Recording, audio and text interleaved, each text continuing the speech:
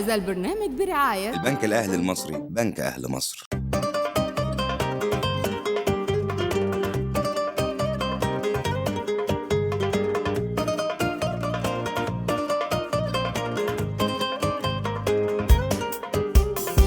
اكسسوار ونجف ورخام، كله بيحكي ويتحكى بيه، وحديد مصر لا يعلى عليه. مصانعنا دي مش عايزة كلام، مزارعنا تملي في تطوير، والأحذية بقى والسجاد مشهد كل لما بيتعاد، نلقى أملنا في بكرة كبير. الأتوبيس بيلف كتير عاللي بيشقى وعنده ضمير، لو فين بقى بيروح ليهم، لسه يا مصر الدنيا بخير.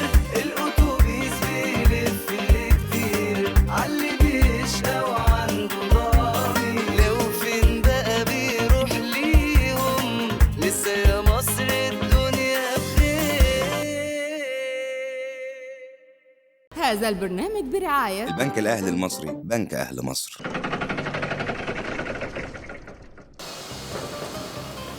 السلام عليكم. انا بعمل مطابخ، بعمل درج، بعمل وجايه، بعمل ترابيزات. قول لي تقريبا بياخد قد ايه في تقطيع اللوح ده؟ بتجيب بقى الخامه دي منين؟ شقه تعبانه اللي هنا مربع كله خام، المنطقه كلها هنا الخام. وبنبدأ نعمل سجاد بالرخام عاشق ومعشوق.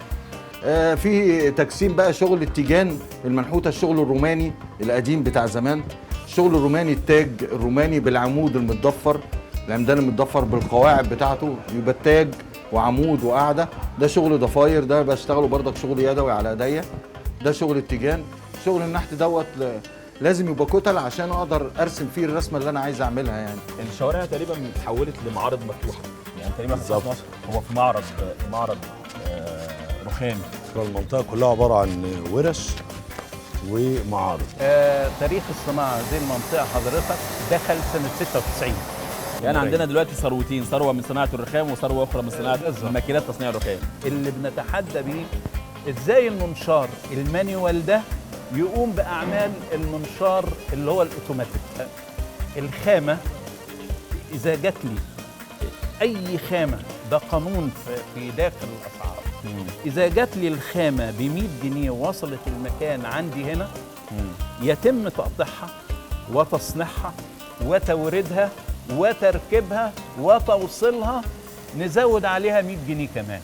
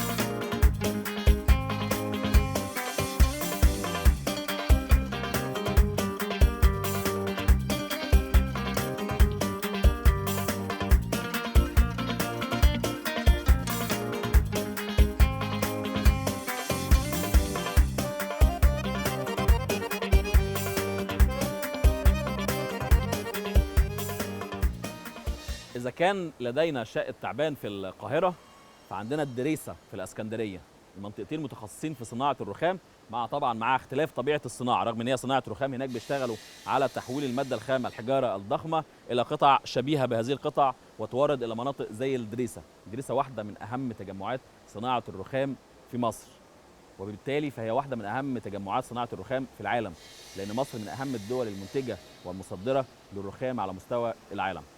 تقريبا هنا نمط الإنتاج متشابه بمناطق كتير جدا شفناها، منطقة كبيرة جدا فيها شوارع موازية كلها بتشتغل في نفس الصنعة وهي صناعة الرخام. تقريبا الماكينات داخل الورش متشابهه. عندنا العدد يعني اقل تقدير الورش هنا 300، ونعتقد انها تتجاوز ال 500 ورشه. مش هنقول 500 مصنع، 500 ورشه بتبدا مساحتها من 300 متر وتوصل الى 1000 متر في بعض الورش. الدريسه واحده من اهم تركزات ثروه مصر من الرخام. حكايات بنكتب بدايتها، ماشيين وراها في سكتها، عايشين بروحها وقوتها، ومكملين سوا من سنين. بنروح أي محافظة ونعيش لحظة بلحظة، أجيال واعية وحافظة، وبقلب دول شغالين.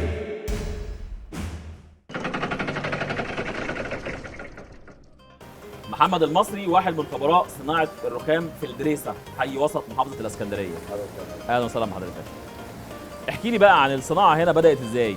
يعني ايه اللي جاب الرخام من الدريسه؟ هي الفكره بدات من سنه 90، ان في ناس كانوا شغالين في الثروه المعدنيه تصنيع الرخام برضه. فالشركه بدات تصفي، وبدات ناس تفتح هنا ورش. كانوا بدات هنا تقريبا لحد سنه 95 حوالي 10 ورش او 15 ورشه. النهارده دخلنا في سنه 2010 كنا تقريبا حوالي 230 ورشه.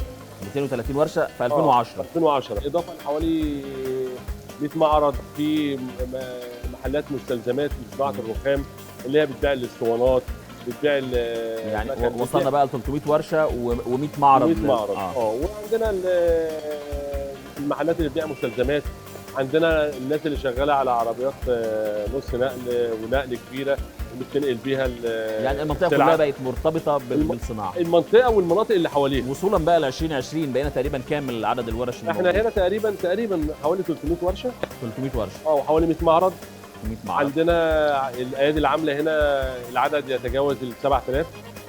تمام، كلهم ناس كبيره. 7000 صنايعي. اضافه ان المنطقه بتعتبر ثاني اكبر تجمع لصناعه الرخام في مصر بعد شقه تعبان.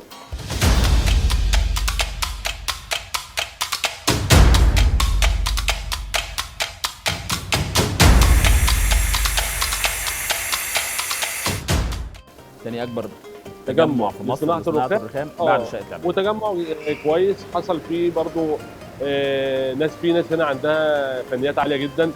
في ناس بتيجي تطلب شغل معين هاند ميد، في ناس هنا كتير بتعمله.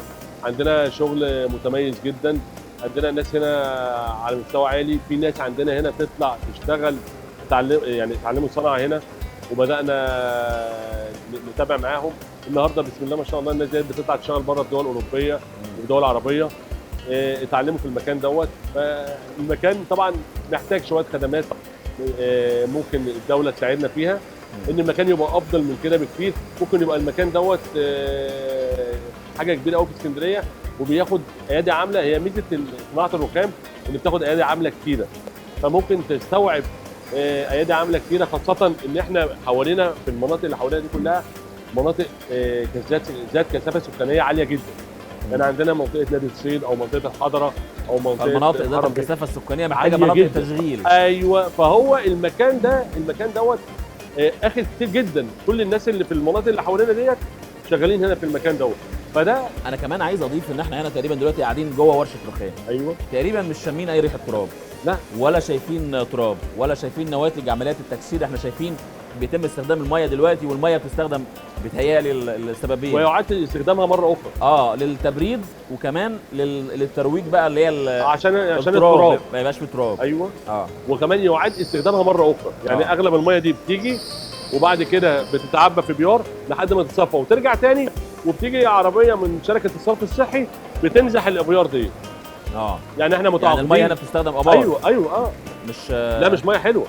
ميه ابيار. وبتيجي عربيات تتبع شركه الصرف الصحي، بتيجي كل شهر بتمسح الابيار كلها بتنظفها، واحنا الميه اللي بتنزل بيعاد استخدامها تاني، ترجع تاني.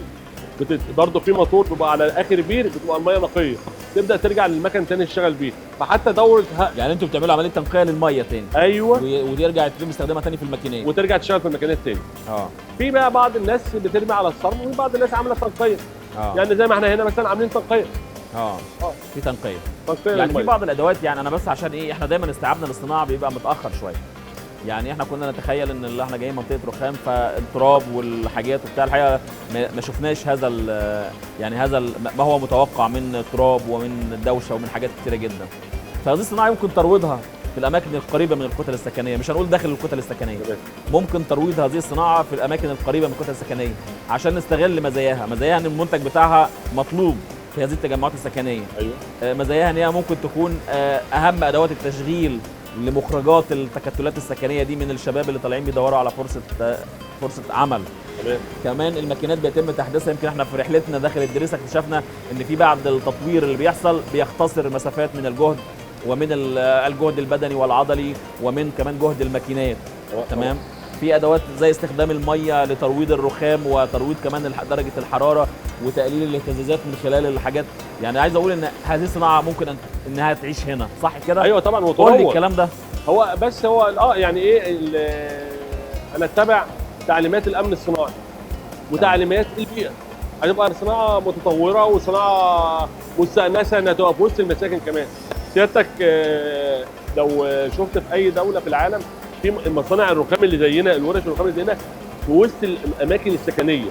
يعني انا شفت فيديو في النرويج وكان ليا صديق شغال هناك وراهولي حي فيلل، وفي وسط الفيلل دي في ورشه رخام.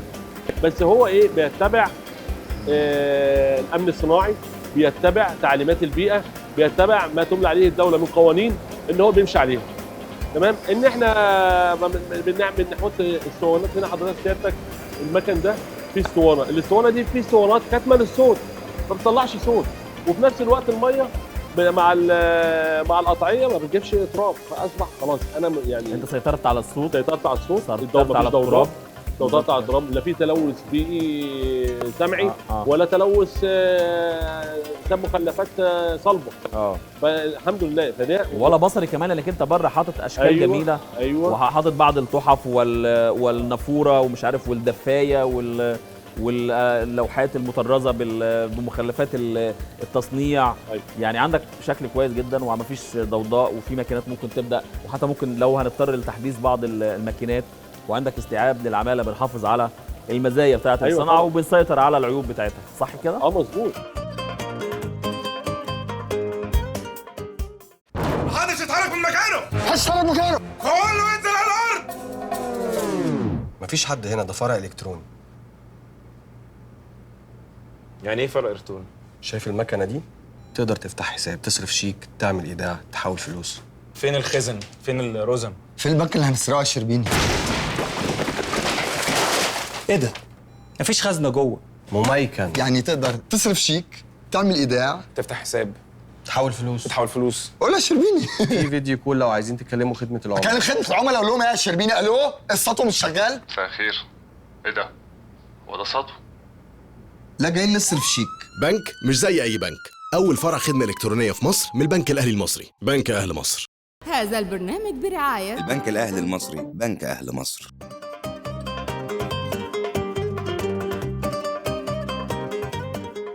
الخطوة اللي انت تخطيها كمل وياك ترجع فيها.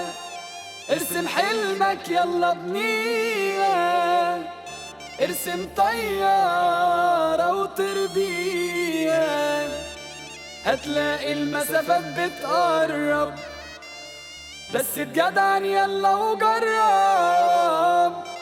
والأتوبيس هيعدي عليك، هيساعدك والحلم يقرب. كل محافظة وكل مدينة لو مشروع لسه بباترينا، ارمي حلمك بس علينا هيطلع للنور. الأتوبيس هيلف يدور ويقلب بطريقك نور، هيساعدك توصل لطريقك وتحس معاه بسرور. كل محافظة وكل مدينة لو مشروع جوه بباترينا، ارمي حلمك بس علينا هيطلع للنور. الأتوبيس هيلف يدور ويقلب في طريقك نور، هيساعدك توصل لطريقك وتحس معاه بسرور. واحنا بنتكلم هنا بالنسبه صناعه الرخام هي صناعه لابد ان تكون في نطاق حيز مكاني في ناس. ليه؟ لان دي سلعه انا زي ما حضرتك زي ما سيادتك قلت ان انا بسلمها مباشره من ايدي للمستهلك على طول. فلما انا مثلا مستهلك لو انا مثلا في مكان بعيد شويه والمستهلك ده طلب مني الحاجه ديت، هتبقى سعرها في الكوست بتاعتها تكلفه في النقل ممكن يساوي سعرها. وطبعا الايد العامله متطلبه ايد عامله كتيره، والايد العامله لازم تبقى في داخل منطقه سكانيه او منطقه قريبه. وانت كمان عايز كمان شباب مدربه اللي هم بيعرفوا يشتغلوا الشغلانه. احنا طبعا هنا الشباب بتيجي في شباب ياما متعلمه، واغلب الناس بتبقى ناس كويسه وفاهمه وبتيجي تتعلم بسرعه، والحمد لله نسبه الامان والسيفتي عندنا هنا عالي جدا. يعني اصابات قليله جدا، نادرا لما بتلاقي اصابه، لان كل الناس بقى عندها خبره في التعامل مع الرخام. واحنا عشان المكان بقى يعني الفتره الكبيره اللي احنا طولنا فيها هنا ادتنا خبره كتيره جدا في السلامه والامن والسيفتي، ان احنا الحمد لله المشاكل بقت قليله. ان حته ان حتى لو انا بشتغل في حاجه بشتغل بصاروخ وفي تراب وكلام من ده، بلبس ماسك برضو من قبل كورونا يعني والكلام من ده، بلبس ماسك بيحميني وبيحمي رئتي من التراب. حتى كان في جمعيات تعاونت معانا كتير جدا، كانت بتجي لنا الكلام ده من فتره كبيره، كانت بتجي لنا هنا بتوزع على الناس اللي شغاله كلها ماسكات وبتقعد تتعامل معاهم ازاي السيفتي والامن والسلامه. فده الحمد لله احنا هنا محافظين عليه كويس، ومحافظين على دوت بشكل كويس وبطريقه كويسه. طيب طرق بناء بقى الماكينات، يعني عشان تبني مكنه زي دي كده وتثبتها في مكانها وتبدا تشتغل وتجيب نتائج، مين بيبني المكنه دي؟ يعني مين بيصنعها فين، ومين يقدر يجي يحطها في المكان ده؟ هو المكن دوت في طبعا اماكن تصنيعه كتيره، في القاهره، في المنصوره، في سنبلاوين، في عندنا في اسكندريه هنا. فانت حضرتك هو طبعا اللي بيجي يختار ياخد المكان، يقول لك والله انت بتروح تشتري المكنه، هو بيجي يقف معاك تعمل القواعد بتاعتها وبيركب لك المكنه على طول كده. اغلب يعني كل المكن اللي موجود هنا 99% منه مصري، مكن مصري، صناعه مصريه بالكامل. فهي الصناعه اللي احنا محتاجينها في البلد هنا، وتبقى صناعه موازيه عشان نبقى احنا متكاملين في صناعه الرخام كلها، ان احنا نصنع مستلزمات الرخام اللي هي ايه؟ الاسطوانات بتاعت المكن ديت، الفص بتاعها دوت نصنعه. في شويه صناعات جميله كده هتوفر مكمله يعني مكمله، هتوفر للبلد عمله صعبه كتيره، وفي نفس الوقت برضو تاخد ايد عامله كتيره، ويبقى الصناعه في الكامل المنتج مصري، من الخامه لادوات التصنيع للي بيصنعها لكل شيء، المنظومه في حد كامله منتج مصري. تعال اوريك بقى يا بابا البنك بقى عامل ازاي. هما بيتطوروا قوي، هيروحوا فين بعد كده؟ عارف حضرتك كام واحد قال لنا كده قبل كده؟ يعني مش هشيل على قلبي وفه تاني وهشيل ورقه؟ جرب بنفسك، ده قمه التقدم. هتروحوا فين بعد كده؟ وصلنا لكده، اول فرع خدمه الكترونيه مميكن. اكتر من 120 سنه بنفاجئك باجدد حاجه قبل اي حد، كل سنه وانت سابق. البنك الاهلي المصري، بنك اهل مصر. هذا البرنامج برعاية البنك الأهلي المصري، بنك أهل مصر.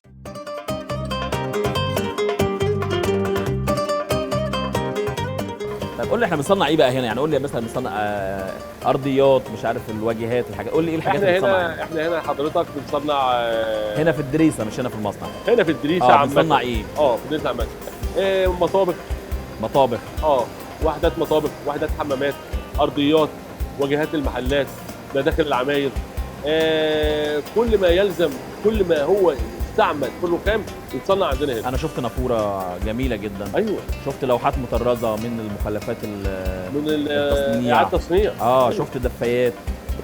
بتقول لي مطبخ اللي هو الرخامه بتاعت المطبخ ولا مطبخ كامل؟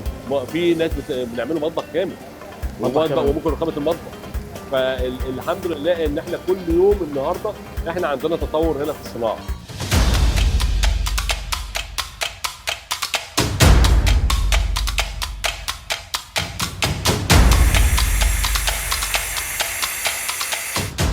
طب قول لي، هل الدريسه بتعمل معادله في السعر والجوده، ولا موضوع السعر هو الرخام هنا زي الرخام في اي مكان؟ لا بتعمل معادله طبعا، بتعمل معادله لصالح المستهلك.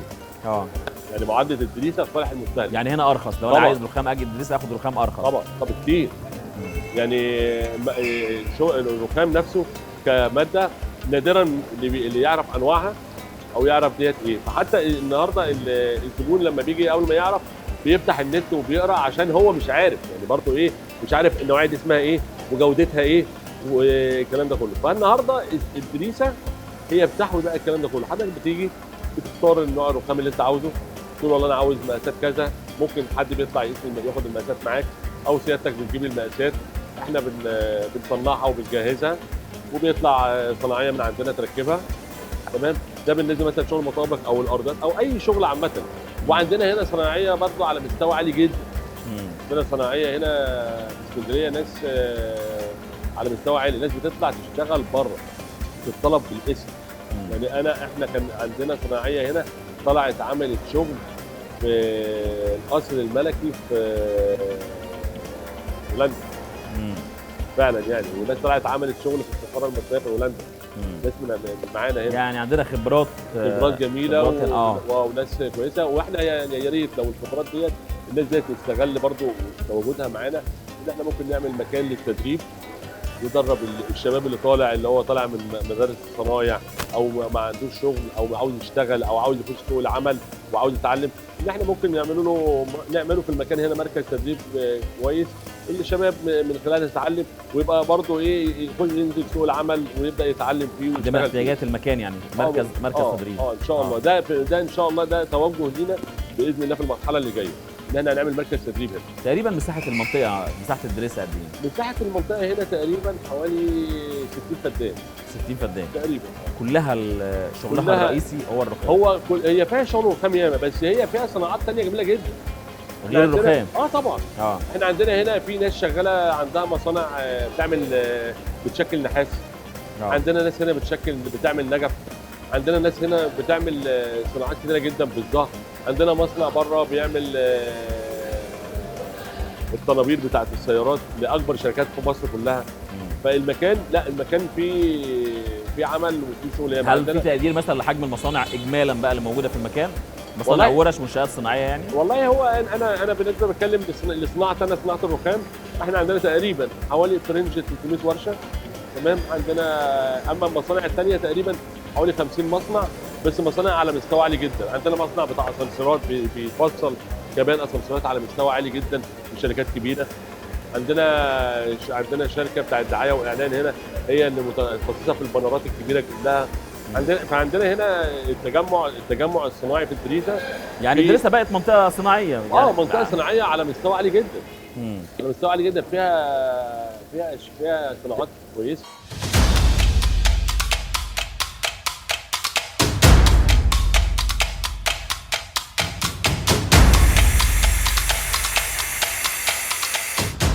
تقريبا طاقه المصنع زي اللي احنا قاعدين فيه دلوقتي او الورشه الكبيره اللي احنا قاعدين فيها، طاقتها الانتاجيه قد ايه؟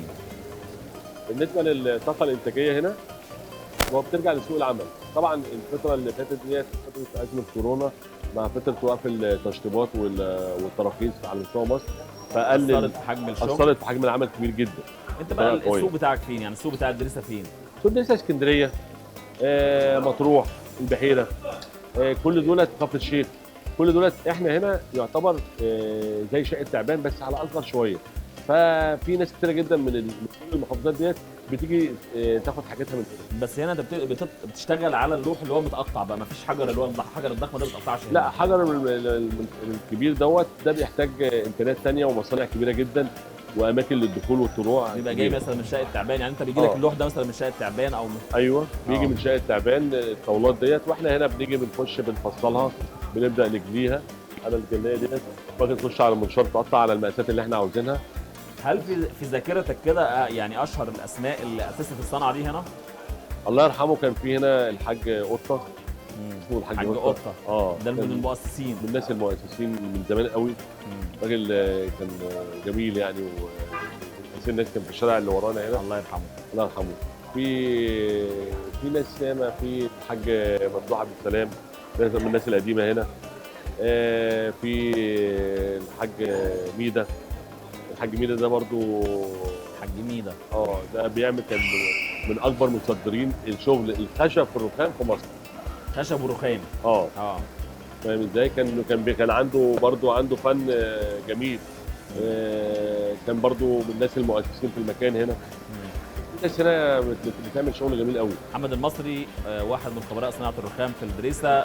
شكرا جزيلا. انا شرفت بحضرتك.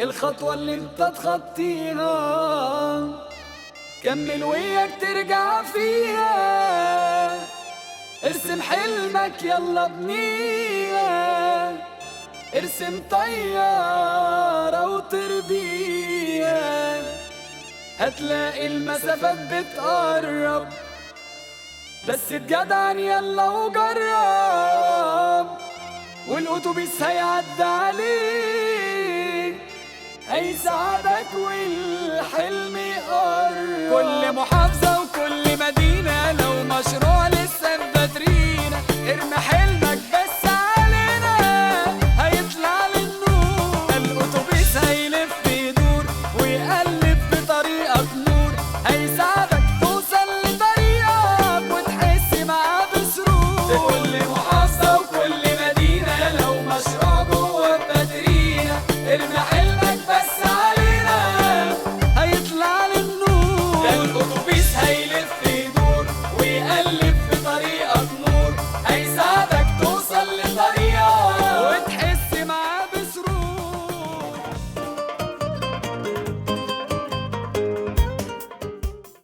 محدش يتحرك من مكانه. محدش يتحرك من مكانه. كله ينزل على الارض. مفيش حد هنا، ده فرع الكتروني. يعني ايه فرع الكتروني؟ شايف المكنه دي؟ تقدر تفتح حساب، تصرف شيك، تعمل ايداع، تحول فلوس. فين الخزن؟ فين الرزم؟ في البنك اللي هنسرقه الشربيني. ايه ده؟ مفيش خزنه جوه. مميكن. يعني تقدر تصرف شيك، تعمل ايداع، تفتح حساب، تحول فلوس. تحول فلوس. قول يا شربيني. في فيديو كول لو عايزين تكلموا خدمه العملاء. كان خدمه العملاء اقول لهم ايه يا شربيني؟ الو السطو مش شغال؟ مساء الخير. ايه ده؟ هو ده سطو؟ لا جايين نصرف شيك.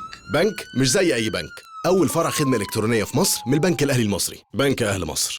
هذا البرنامج برعاية البنك الأهلي المصري. بنك أهل مصر. حبيت شغلة الرخام ديت من صغري، كنت في طفولتي وحبيتها على اساس ان هي حسيت ان فيها ابداع، محتاجه العقل قبل العافيه. طبعا الطبيعه كلها، احنا ما بنشتغلش في حاجه صناعي، ده طبيعي الجبال.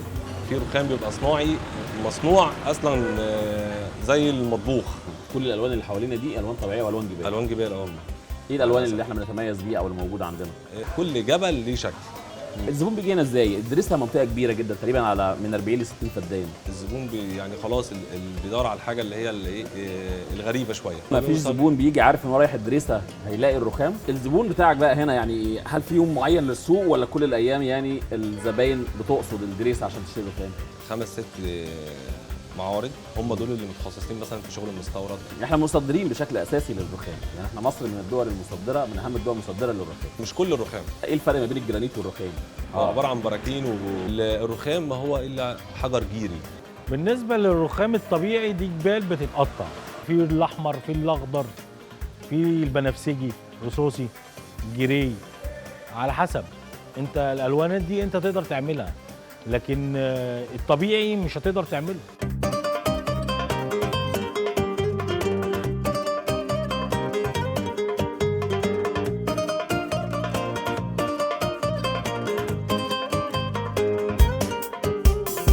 اكسسوار ونجف ورخام كله بيحكي ويتحكى بيه، وحديد مصر لا يعلى عليه، مصانعنا دي مش عايزة كلام، مزارع